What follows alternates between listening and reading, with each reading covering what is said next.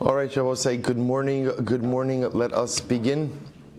Begin by thanking all of our sponsors. Thank our Talmud Torah sponsors for the month of Teves, Mrs. Selma Wolf, with immense gratitude for the refuahs of Hashem and the merit of refuah shlema for all of those in need, and the source of our brave soldiers and the return of our hostages. Leah's soul as a schus for refuah shlema for her daughter Ilana Bas Esther, for the safety of our soldiers and the safe return of all of the hostages to their families.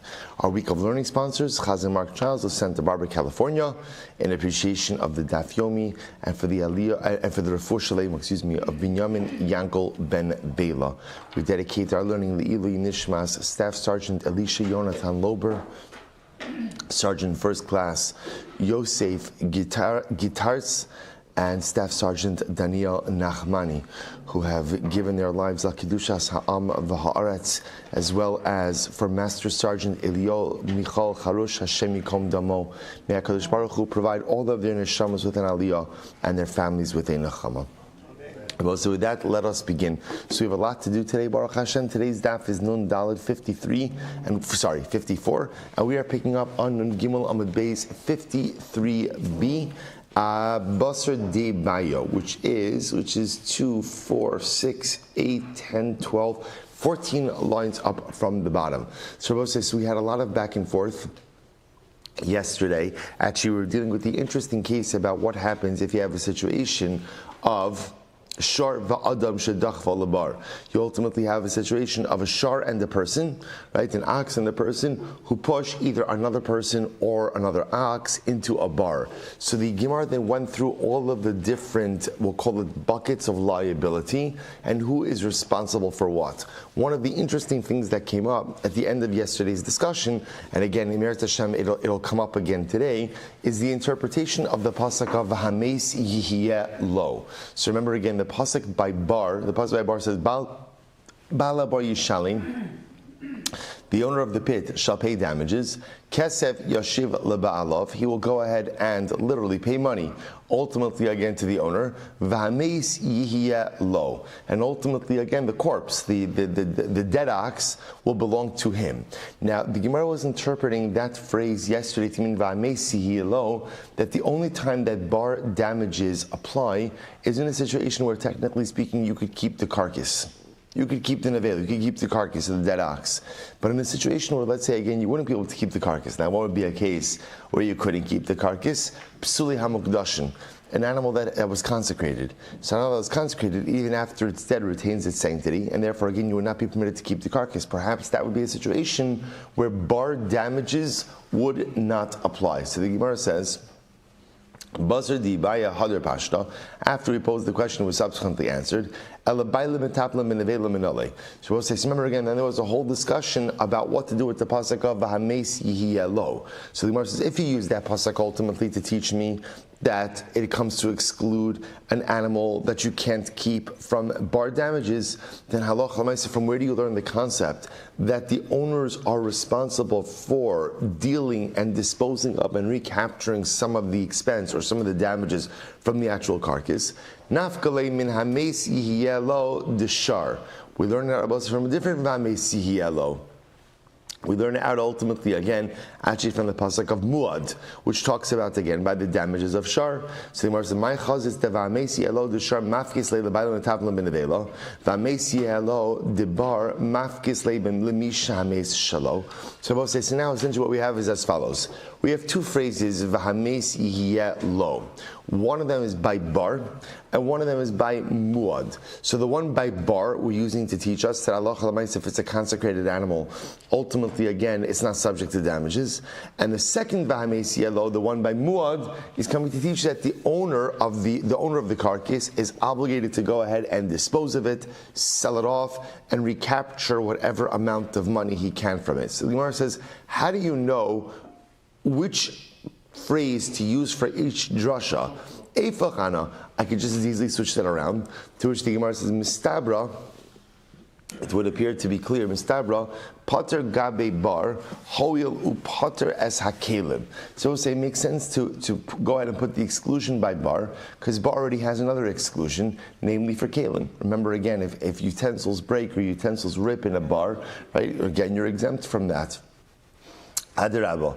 Tur Gabi Shar. I could just say just the opposite. I could put the exemption by Shar, by Muad. Why? Shekin Pater Bo Chatzi Nezek. Because we'll say, for example, again, a Shar by a Tam, you're Pater from complete damages. You only have to pay Chatzi Nezek. To which the Gemara says, you're right, Kulei Nezek, Mihas Lo Ashkachan. Ultimately, again, but you don't see an exemption from complete damages. Okay, so we'll say, so that sugya ends. Now, what's the takeaway? What's the takeaway from that sugya? So the takeaway from that sugya, ultimately, again, is going to be that we have two, and we're not finished with this yet, but we have two psukim.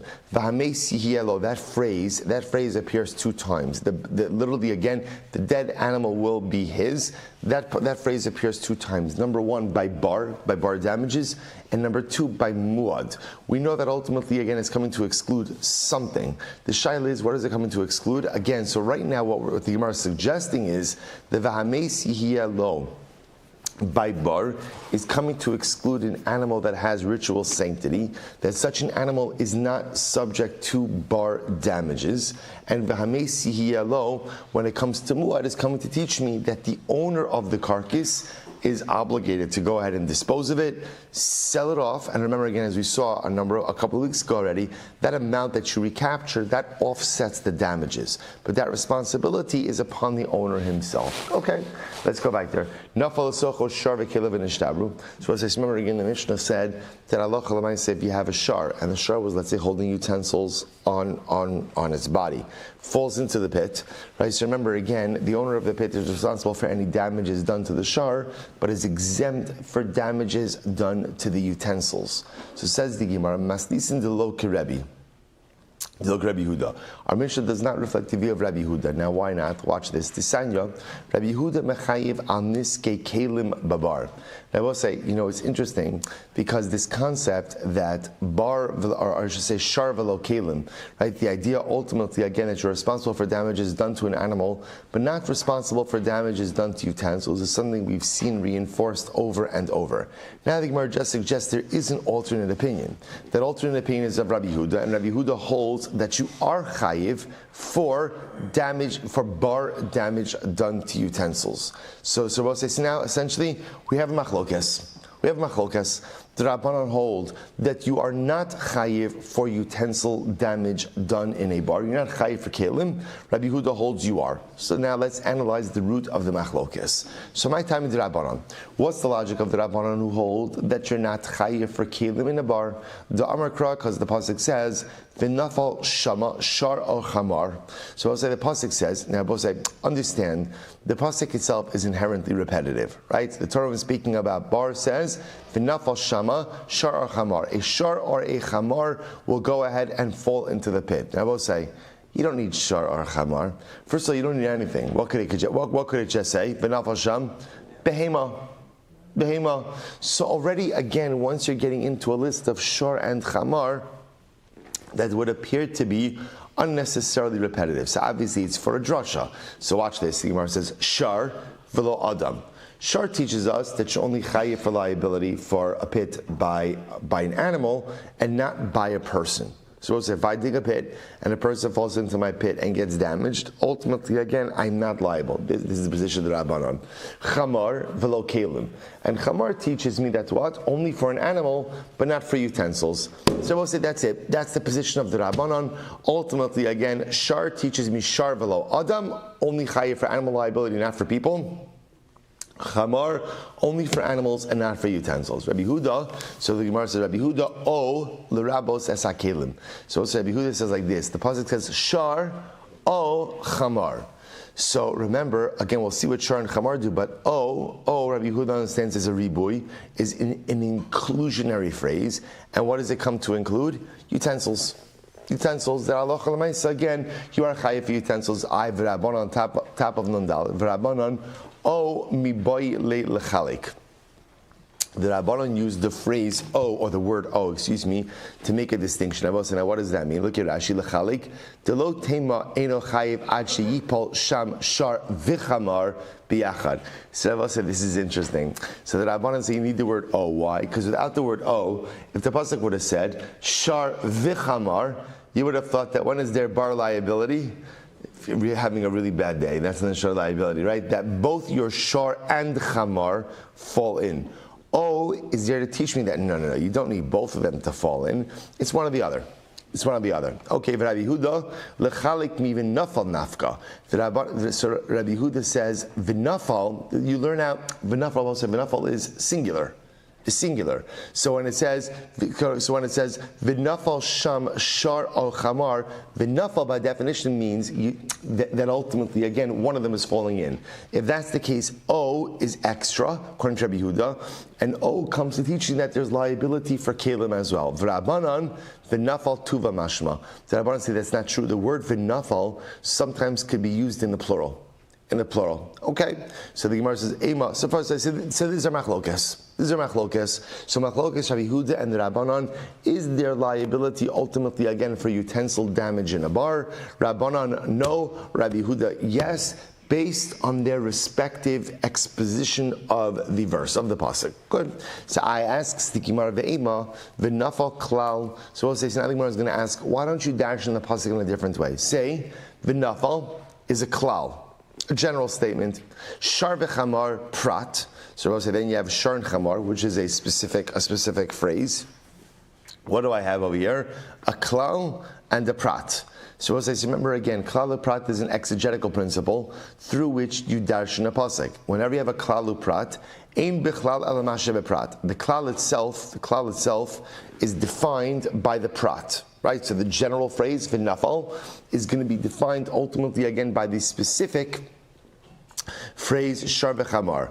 Mashe beprat shar v'chamar in midi achrini lo. So the Gemara says just like the prat is dafka shar v'chamar, so maybe v'nafal only applies to shar v'chamar. In other words, we'll say maybe what the pasuk is teaching me is the only time there's bar liability is when literally when it's a shar or a chamar. That's it. To which the Gemara says, Amri, Bal Habar Yishalim Chazar V'Kalal. No, because we'll say there's another klal at the end. What's the klal at the end? The pasuk says the owner of the pit shall pay damages. Okay? So therefore, Abba say, what is it? Klal uprat uklal. So it turns out that the way this pasuk is set up is, it's a general statement, klal, right? Or I should say, not really general. It's really a general statement, a prat, a specific statement, and then another general statement. So whenever you have a klal uprat uklal, how do you dash in that? So ultimately, I will say the way to look at the entire thing is through the lens of the prat. Maha prat mefurash balei chaim. But say just like the prat, shar or chamar is what? It's balei chaim. It's a living creature. Af kol balei chaim is coming to teach me that there is bar liability for all living creatures. The Gemara said, 1 second. Maybe it was like this. Maybe it was the way to look at it is as follows. What's unique about the prat? Shara chamar. Shara chamar, I will say, is something that its nevela, its carcass, conveys tuma either by maga, direct contact, or masa, carrying. So maybe I would say, af kol davar shnevelasam tam maga masa. Maybe I will say, when is there bar liability? Only for something through which you contract tuma, ultimately again by carrying or touching, or I should say by touching and carrying. Magomasa. Now, said, what would that come to exclude? Aval ulfos lo. So maybe it comes to exclude. About say fowl, birds. Now, say we know what's the halacha by birds. Interestingly enough, bird carcasses do not convey tuma through maga and masa. So how do bird carcasses convey tuma? Well, it depends. If it's a kosher bird, it doesn't convey tuma. If it's a non-kosher bird, it'll convey tuma bebeis habliya when you swallow it. So maybe the klalu prata klam means like this. What's unique about shar and chamar? Shar and chamar, when they're their carcass conveys tuma through maga, direct contact, masa, carrying. So maybe, although it would be an interesting drasha, maybe the only time that there is bar liability is for something which conveys tuma through maga and masa, but birds not. To which the Gemara says, Im kain nichtov rachmana chad prata. If that's the case, then the Torah should have just said either shar or chamar. You don't need both. So the Gemara says, okay, well, hey nichtov, which one should you write? Which one should you write? Say in nichtov shar. If it would just say shar, hava min karav l'gabi mizbeach in, shekarav l'gabi mizbeach lo. Well, say if it would have just said shar, what's unique about shar? Shar can be offered up as a carbon. So maybe the only type of animal for which there is bar liability is the type of animal for which you could which you could offer up on a mizbeach. But if you can't offer it up as a carbon, maybe there's no bar liability. Therefore, again, therefore that's right, chamar. Because of chamar, if it would have just said chamar, have aminu kadosh bebechorein, shin kadosh bebechor. But say what's unique about chamar? As much as chamar is not a kosher animal, as much as chamar a donkey cannot be offered up on the mizbeach, but interestingly enough, chamar does have firstborn sanctity. Firstborn sanctity, right? So maybe only a chamar which has firstborn sanctity, maybe or maybe an animal, or maybe only an animal which could have firstborn sanctity, has the ability or is subject to damages by bar. Ela Amar Kra. Therefore, the pasuk says, "V'hamesihielo kol dibar misa." So therefore, the pasuk says the phrase "V'hamesihielo," the dead animal will belong to him, teaches us that what anything that is subject to death. I shouldn't say subject to death, but I understand anything that's in the parsha of dying, ultimately again is subject to bar damages. What's in the parsha of dying? What's in the parsha of dying? All animals. All animals. I says the Gemara, well, if that's the case, bein l'Rabbanan dekam ma'ati lehu kelim, or bein l'Rabbi Yehuda dekam marbi lehu lekelim, kelim b'nei misaninu. So I'll say, here's the problem with that drasha. The problem with that drasha is, what you now seem to be telling me is that based on the phrase shar or chamar tells you that halacha l'maisa, anything that is subject to dying, right? Anything that's in the parsha of dying, ultimately again is in the parsha of bar damages. But here's the interesting part. According to the Rabbanan learn out, right? The Rabbanan have to exclude kelim from bar damages, and ultimately again Rabbi Yehuda includes kelim in bar damages. But I will say, but if the metric for bar damages is something that is subject to death, then why do you even have to have a discussion about kelim at all? The Rabbanan don't need a drasha to exclude kelim because kelim are not subject to death. Rabbi Yehuda, how could you include kelim because kelim are not subject to death? So what's going on over here? Well, it's actually pretty incredible. To which the Gemara says, no. Kelim b'nei misaninhu. Kelim, right? Ultimately, again, the Gemara says, Amri shvirasan zohi misasan. Now I'll say kelim are subject to death. What's the death of kelim? Smashing of them. Right? Shvirasan zohi misasan. Ultimately, again, the smashing of a kli, ultimately, again, is its death. Okay, so let's say, so therefore, again, if you look at Rashi says over here, actually we don't have to look at Rashi. Shvirasan zohi misasan. Ultimately, again, so the breaking of the kli is its death, and therefore, again, the Rabbanan will need an exclusion for it, and Rabbi Yehuda will need an inclusion for it. Incredible. Well, so, it's interesting, just like al derech hashkafa. So Adam, man, is often compared to a kli. Man is compared to a kli, right? We find these references. We find these references in the in Yomim Noraim. Hareani lefanecha kichli malibusha uchlima. Right? This is in the Yiratzan at the end of Shemona Esrei Yomim Noraim. I am like a utensil, kli malibusha, a utensil filled with busha uchlima. Shabbos saying, so what's tshuva? What's tshuva? So there are different forms of tshuva. Sometimes tshuva is cleaning out your kli. Right? There's a lot of stuff in my kli that I should not have. A lot of stuff in my personal utensil. I will say, but sometimes tshuva is breaking your kli. Sometimes the kli that I have is just not the right utensil. Sometimes it's just not the right utensil. And ultimately, and sometimes I just have to remake myself. And we know this, we have different times of life. Sometimes the utensil is good, it's just filled with the wrong stuff, I need to clean it out. Sometimes the utensil itself is just not the right kli. Maybe once upon a time it was the right kli, maybe it was never the right kli, but what I know now is that it's not the right kli for me now.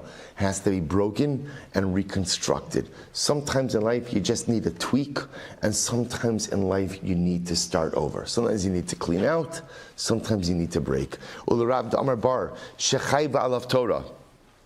So ultimately, so now watch this. So now we're transitioning a little bit to a different discussion. So just keep track of the machlokas we have. So machlokas number one, which is the primary discussion over here, is the machlokas Rabbi Yehuda and Rabbanan about bar liability for utensils. The Rabbanan, you're not liable for utensils in a bar. Rabbi Yehuda, you are liable for utensils in a bar. Now, the beauty of it is, whereas we've known these positions before, now we've gone through their drashas, right? Now we literally see what each of them hold. Now the Gemara says, okay, let's bring up something else. The Gemara says, good. Ularav, the Amar Bar Shechayva Lav Torah, the Habala V'lo Lechabato. So we'll say, and I remember again, we had Rav. We actually had Rav in yesterday's daf. According to Rav, originally we saw this on Shabbos, right? But yesterday's daf. According to Rav, who says that the damaging power of bar is not in its impact, but rather what? The damaging power of bar is in the noxious air that the bar releases. So the Rav Damar Bar Shechai Ba'alav Torah Lahavala V'lo Lechabato. So I have a question. Bein l'Rabbanan, bein l'Rav Yehuda, Kele b'nei Havalan inhu. Now I will say we're spending time over here in a whole discussion about whether or not you're obligated for damages to kalim in a utensil. For damages to kalim in a bar, utensils in a bar. And I remember again, let's take a step back. Rav says that what's the damaging power of bar? It's the air. So why are we arguing about utensils? Why would anyone hold that there's utensil? Why do we have to talk about utensil? Does noxious air have a negative impact on utensils? To which the Gemara says, yeah. The Gemara says, actually, Amri becharati de mifkai mehavla. As you say, apparently, new utensils actually could break as a result of the noxious air unlocked by digging the pit. Okay, so apparently again, noxious air could have an impact on kalim as well. To which the Gemara says, okay, sahai v'amesielo mibayli lichid rava. One second, I will say. Now remember again, let's go back for just a second. That phrase v'hamesielo, which we were speaking about in our previous. So remember again, we have two phrases v'hamesielo. One of them ultimately again was by bar, and one of them was by muad. I said the Gemara says, "Hi v'amesielo mi baile lechid rava." The phrase v'amesielo, we need that for Rava. Da'amar Rava, sharp psuli hamukdashin shenafa lebar pater. Rava said, if you have a shard that's psuli hamukdashin, right? Ultimately, again, so we'll say a shard that essentially again had sanctity. Now Rashi, remember again on the beginning of Amud Beis yesterday gave the example of a bachar bal mum, a firstborn animal that was blemished that still retained some of its sanctity. So therefore again, let's say you have a psuli mukdashin that fell into a bar. Pater, the owner of the bar is pater. Why? Shene'emar v'hamesihielo b'misha meishalo yotzeh she'ena meishalo. So most remember again, we were just talking about before. So if you have an animal that has some level of sanctity that falls into the bar, so the owner of the bar is not liable. Why not? Why not? Because halacha l'maaseh, the only time there's bar liability is when I will say, when the owner of the pit would seemingly get use out of the carcass. But if he can't get use out of the carcass, why not in this case? Because it has some level of sanctity, therefore no bar damages. That's the drasha. So the Gemara says, Ela Amakra Kesef Yashiv Leba'alov. Therefore, also the pasuk says, ultimately again, he shall return money to the owner. L'rabos called the Islay Bailim. This comes to include anything that has an owner. That there's bar liability for anything that has an owner. If that's the case, if that's the case, then why isn't there bar liability for utensils and the person? Because once we go back to the drush of the Rabbanan before that shar teaches us shar and not a person, chamar and not utensils. Rabbi Yehuda the kamar b'lu l'kelim. According to Rabbi Yehuda, who understands that comes to teach me that there's liability for utensils as well. Bishlam shar mema'id ba'adam. I understand why shar could exclude an adam, a person, from bar liability, from bar damages. Ela chamar my mema'id be. But what does he use chamar for? Ela amarava chamar debar the Rabbi Yehuda. This said the aveda l'divrei hakol kashya.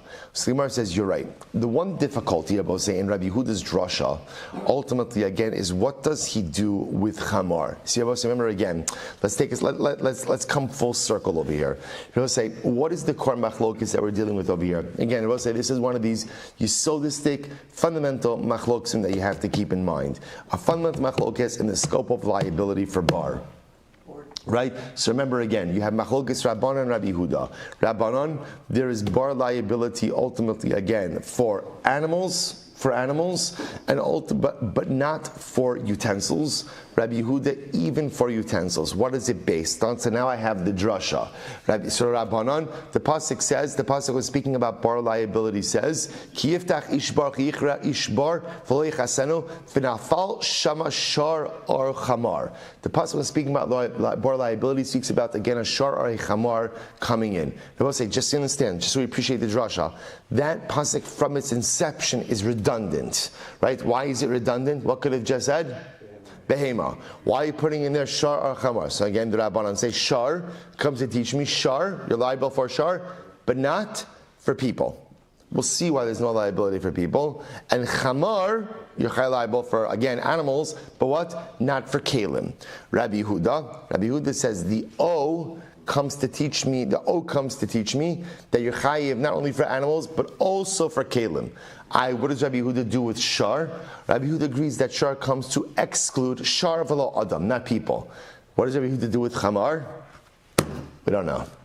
That's the whole in Rabbi Yehuda's drasha.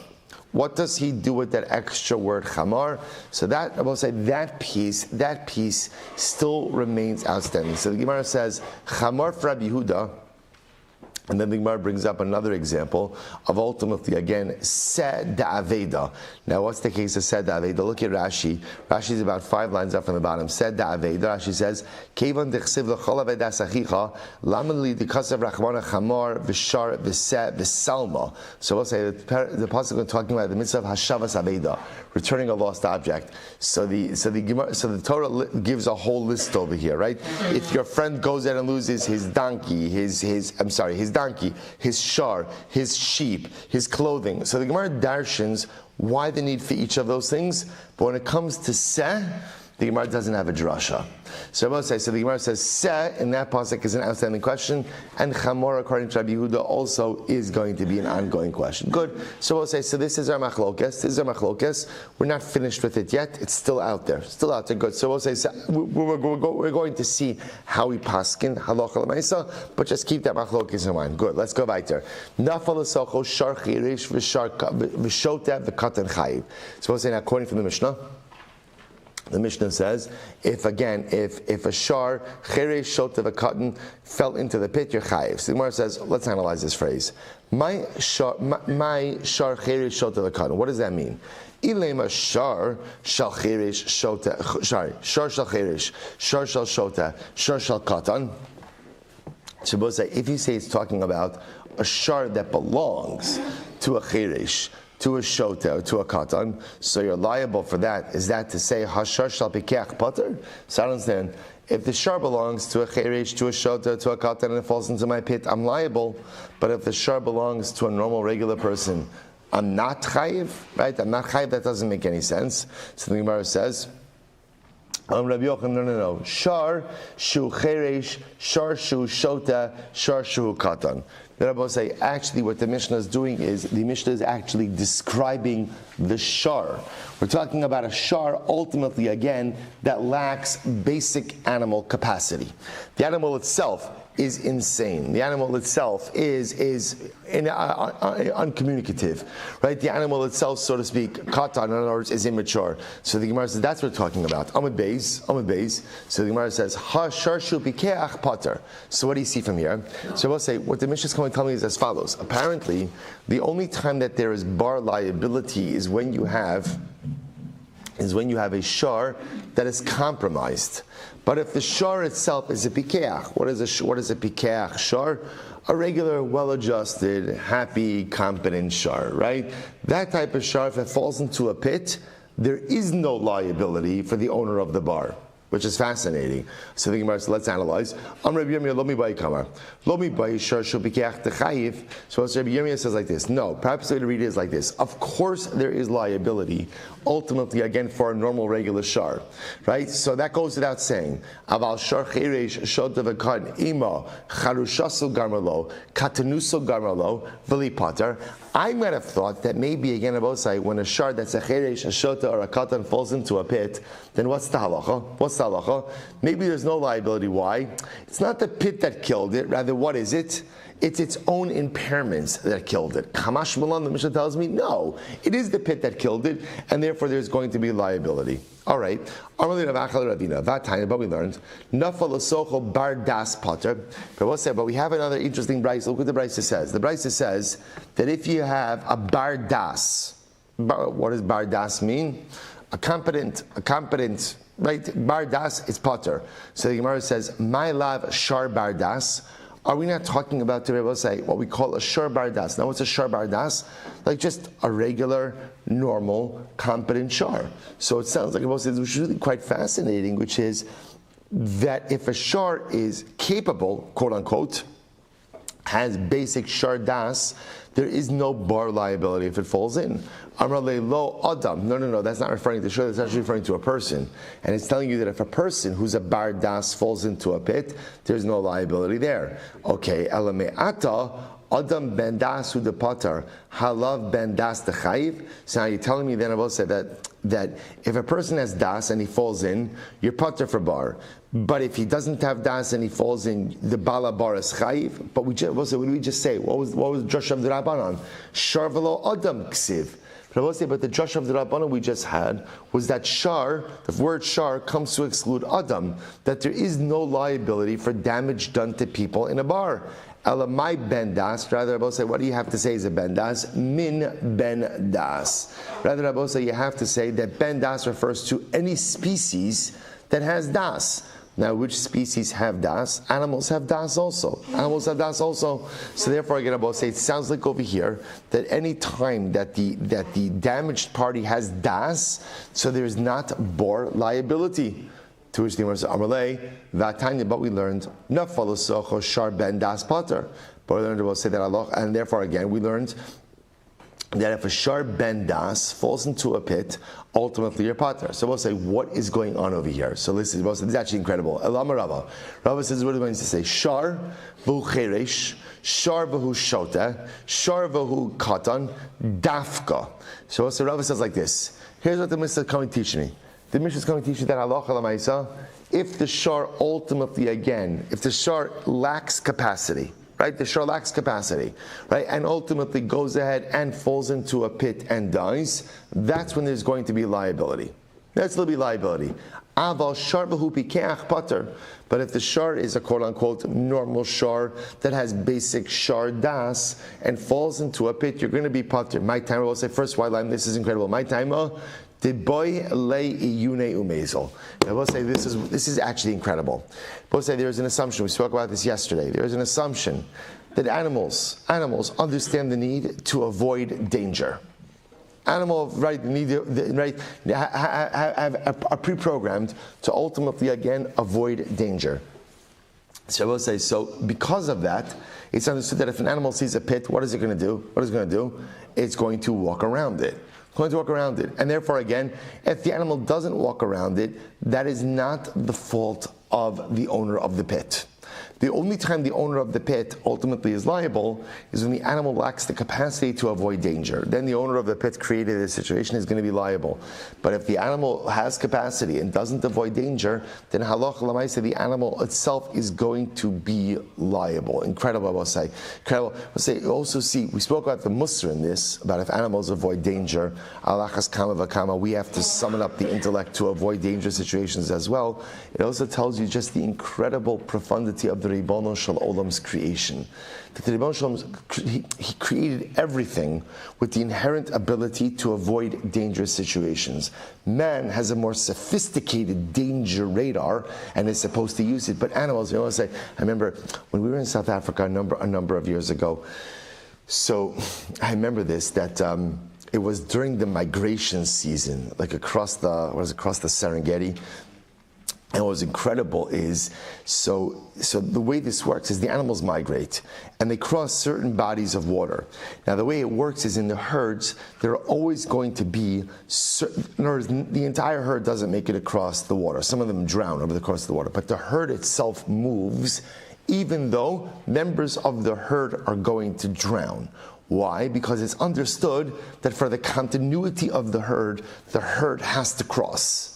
The herd has to cross. It's incredible. They walk in there knowing that some of them are not coming up on the other side. But the herd can't break apart, because if the herd breaks apart, then again it's over. So the herd moves, recognizing that sacrifices are going to be made. It's a profound yesod in general. We have this concept in Yiddishkeit as well, that the needs of the collective outweigh the needs of the individual. That's true for Klal Yisrael as well. But Lamaisa, this profound idea that you have to get from point A to point B in order to go ahead and avoid the dangerous situation. So you do what you have to do. So both sides, this is incredible. This translates into bar liability as well. So if I will say, this is not, before this sugi, this is not the way we looked at bar. Right? The way we looked at bar was what? If you go ahead and you dig a pit and an animal falls into the pit, what's the halacha? What's the halacha? Chayiv. Now the Gemara says that's actually not the halacha. Oh, well, we'll see in the Rambam, but that's not the halacha. The halacha is if you dig a pit and a regular, normal, well-adjusted, happy animal, falls in, you're not liable for that. You're not liable for that. That's actually on the animal or on the owner, because even animals have a pre-programmed danger radar they should be able to avoid. So where is their liability? If you have a cheresh shot of a cotton animal, right? The animal didn't have that radar. The animal didn't have that ability to circumvent danger. That's when there is going to go ahead and be liability. So in my time, what's the reason? First white line, the animal should have looked where it's going and avoided the pit. That supports this. So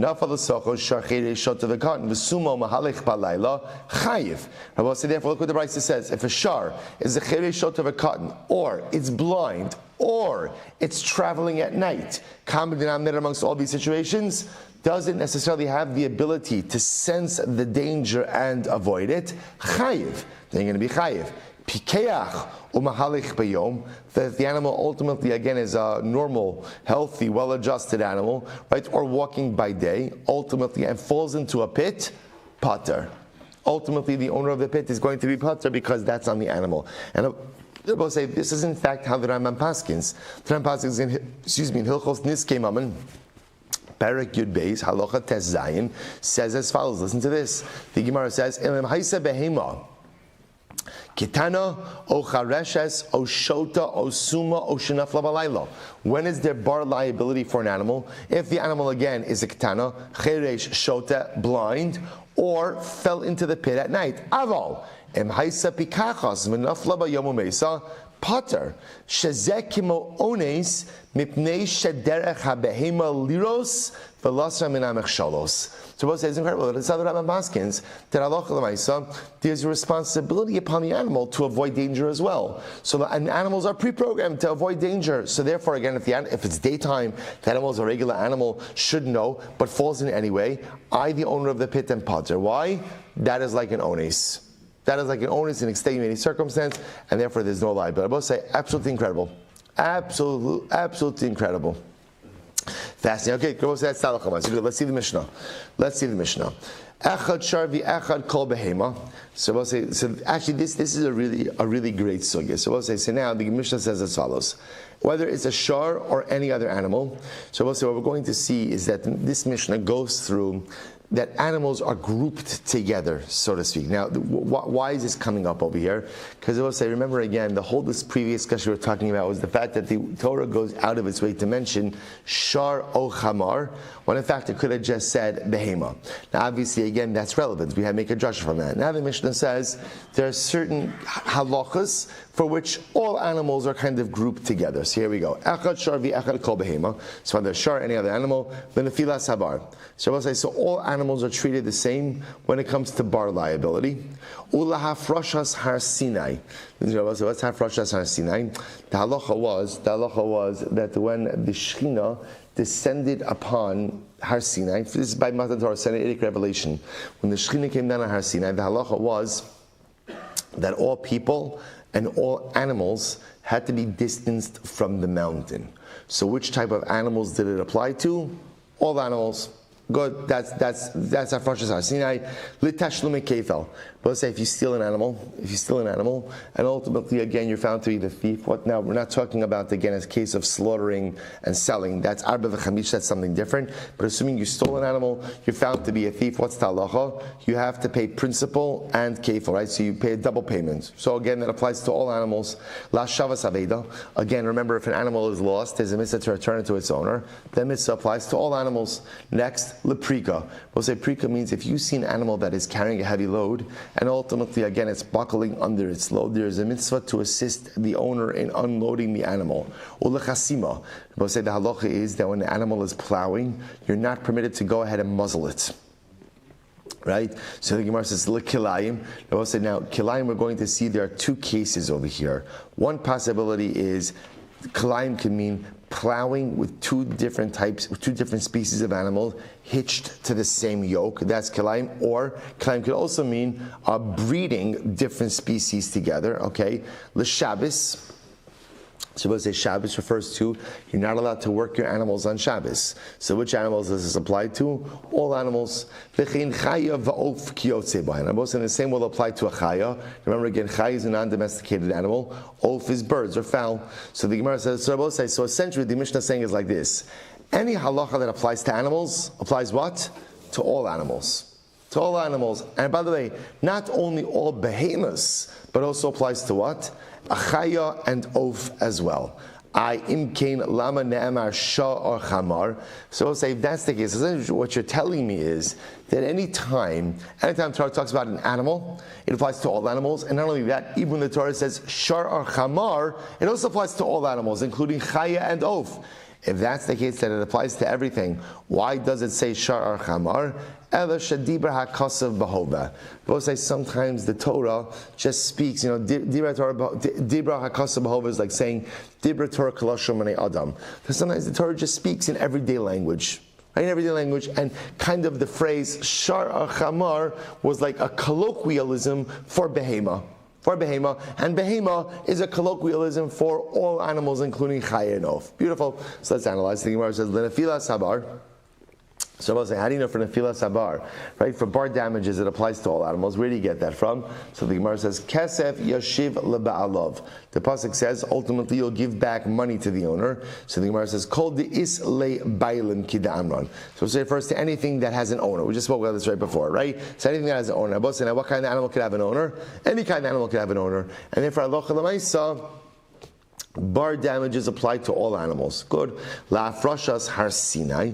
So as I said, ultimately, again, it applies. Just remember again, the obligation to distance all animals from Har Sinai apply to all animals. So where do you get this from? In behema, im ish lo yichya. So the Torah says in behema, right? Behema again, im ish lo yichya. So it's a generally inclusive phrase. So it says v'chaya bichlal behema. Now in general, we have a principle that chaya is included in behema. And im l'rabos es ha'ofos. And the word im comes to include birds. Good. L'tashlume kefal. Shabbos say again, how do you know that all animals are obligated in the obligation to pay kefal? Double payment if you're found to be a thief. Ki da'amrinon al kol davar pesha klal, al kol davar pshia. So we'll say the pasuk kol davar pesha, over any matter, over anything for which there is iniquity or guilt. Al kol davar pshia, for anything for which you could be a posheya, for which ultimately again you could commit a sin. La shavas aveda. So we'll say, I don't know if the mitzvah of shavas returning lost object applies to all behemoths. L'chol avedas achicha. For anything that your brother loses, includes all animals.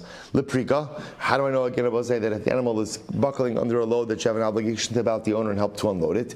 Yalif chamer mishabis. So we'll say, so there we make a gzer shavav chamer to Shabbos. Just like by Shabbos we include all animals, so too by Prika we'll include all animals. Lichasima, for the prohibition to muzzle the animal. Yalif shar mishabis, gzer shar from Shabbos. Likilayim. So we'll say, so now watch this. For kilayim, now we'll say, and I remember again we mentioned before there are two different possible cases of kilayim. Say for instance, we were talking about again the prohibition to plow with two different species of animal hitched to the same yoke. So yalif shar mishabis. Then about to go make a gzer shavav shar from Shabbos. Kilaim darba, and if it's about breeding different species together, then yolef behemtecha mishabes. Then Abba say ultimately again we'll learn behema from Shabbos. The guy by Shabbos minalan. So Abba say by Shabbos how do we know? The sign of Rabbi Shmuel bedibros harishonos nemar. So Abba say by the first set of commandments it says avdecha v'amascha uvehemtecha. Okay, your servant, your maidservant, and your animal. So we'll say this is talking about the obligation that not only can you not perform malacha on Shabbos, but your servants, neither your servants nor your animals can do malacha on Shabbos. And by the second set of dibros, what did it say? V'sharcha v'chamarcha v'chol behemtecha. Interesting, right? By the second set of dibros, so we'll say. It says, instead of just saying behema, it says shar and chamar as well. But one second, shar and chamar are included in behema. Velama yatsu, so why are they now mentioned by themselves? Lomar lecha, ma shar v'chamar kan chaya v'of, just like shar and chamar over here include chaya and of, kiyotze bahen. Af kol chaya v'of kiyotze bahen. So too again, Abba say comes to include chaya and of in every other scenario as well. Ema behema the dibros harishonos klal. Maybe behema both say the first set of dibros should be a klal. Sharcha vechamarcha the dibros achronos prat, and shar and chamar the second set of dibros should be a prat. So I'll say, what do I have? Klalu prat. Klalu prat. If that's the case. Ein bichlal alamasha beprat. So let's remember again, the way to darshan a klalu prat is that the klal is fully limited by the prat. So therefore, again, I would say shar v'chamar in midi achrin lo. Maybe it dafka only applies to shar and chamar, not to any other animal. To which the Gemara says. So the Gemara says, Amri v'chol behemtecha the dibros achronos chazar v'kala. So now I have v'chol behemtecha in the second set of dibros. The dibros say, what do I have? That's another klal. So I don't have a klal uprat. What do I have? Klal uprat uklal. How do you darshan a klal uprat uklal? Iya tadan ela ke'ena prat. So both say. So therefore, again, remember the difference between a klal and a prat. Both say is in a klal uprat the klal is fully limited by the prat. In a klalu pratu klal, the klal is defined, not limited, but defined by the prat. So both say, so what does this mean? Maha prat mufurash balechaim. So both say, in this case again, what's the prat? The prat is shar and chamar. What's unique about shar and chamar? They're balechaim. They're living entities. Afkol balechaim. So therefore, both say it comes to include all animals, all balechaim. Maybe I should say just like the Prat Rabbi say shar chamar. What's unique about shar and chamar? What's unique about shar and chamar ultimately again is that alocha l'maisa the nevela ultimately again the carcass conveys tumah through maga and masa. Af kol davar shenivelasum tama b'maga masa. So it comes to include every other carcass that conveys tumah through either touching or through conveying. And I both say, remember again, what does that come to exclude? Aval ofos law. As we said before, remember again, non-kosher bird ultimately will convey tumah based on blio and swallowing. Kosher bird, not at all. Maybe it comes to exclude birds. Amri imkain nichtov rachmana chad prata. If that's the case, the Torah could have just said one prat. So which prat? Hey nichtov rachmana. So what should the Torah say? I kasav rachmana shar. If it would have just said shar, have amina karv l'gad mizbeach in, shina karv l'gad mizbeach lo. It was the same thing I had before. I would have thought fine. If it would have just said shar, I would have thought what kind of animal is included? Only the type of animal that could be offered up on a mizbeach. But an animal that's not offered up on the mizbeach maybe is not included. Therefore, kasav rachmana chamar. Therefore, the Torah includes chamar. The kasav rachmana chamar. But if you would have just said chamar, I would have said hava mina kodesh v'chorein shein kodesh v'chor lo. Only an animal that has firstborn sanctity is included. Maybe an animal that doesn't isn't included. Therefore, kasav rachmana shar. Therefore, the Torah includes shar. Ella the chol behemtecha ribuyahu. So what you see over here is that the phrase v'chol behemtecha is ribui to ultimately again mamish include all animals. V'chol heich. So first of all, I say fine. So that's the end of the discussion. Now the Gemara says, okay, so let's jump on that last point over here. So it's like just takeaway message. Mishnah's teaching me is that whenever you see a din that includes animals includes everything. Everything, right? It includes behemoths, chayas, ophos, and not only that. Even when the Torah goes out of it, to write shar and chamar. Even shar and chamar is not meant to limit anything to shar and chamar. Even shar and chamar itself means everything.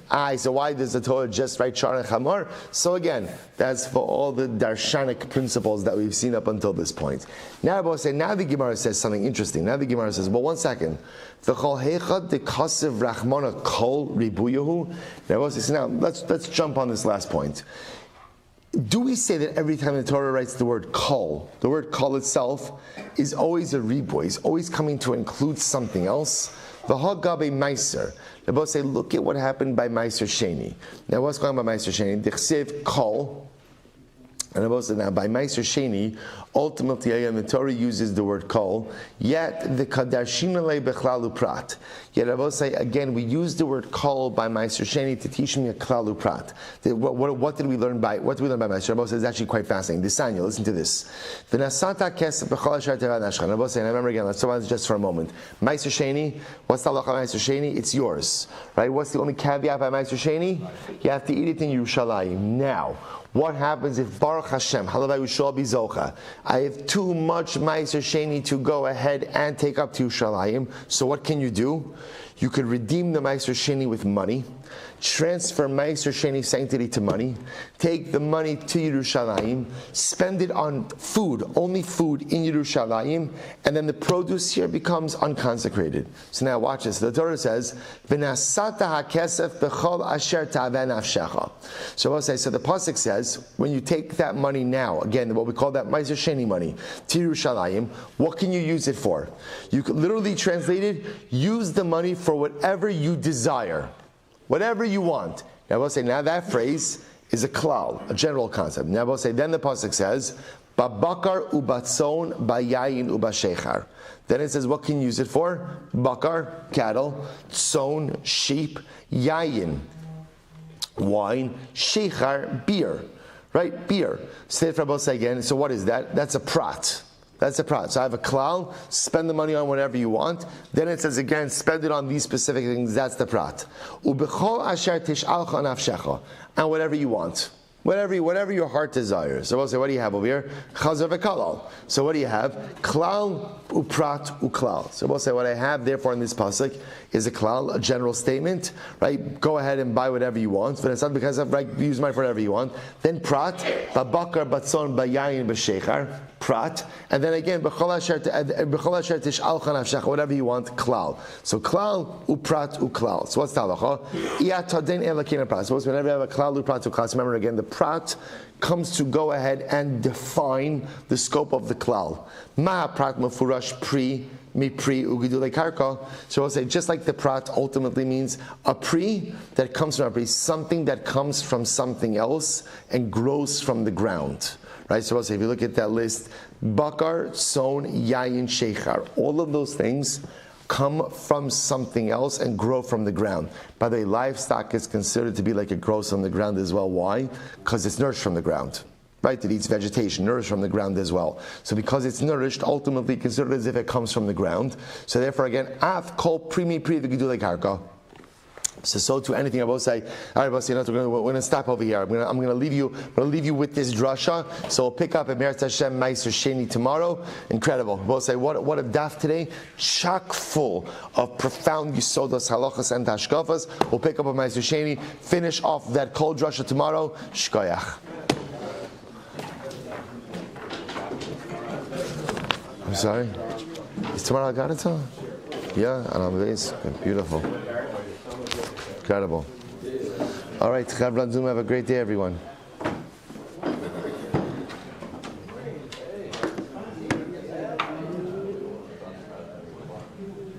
Thank you, Zevi. Thank you. Good morning.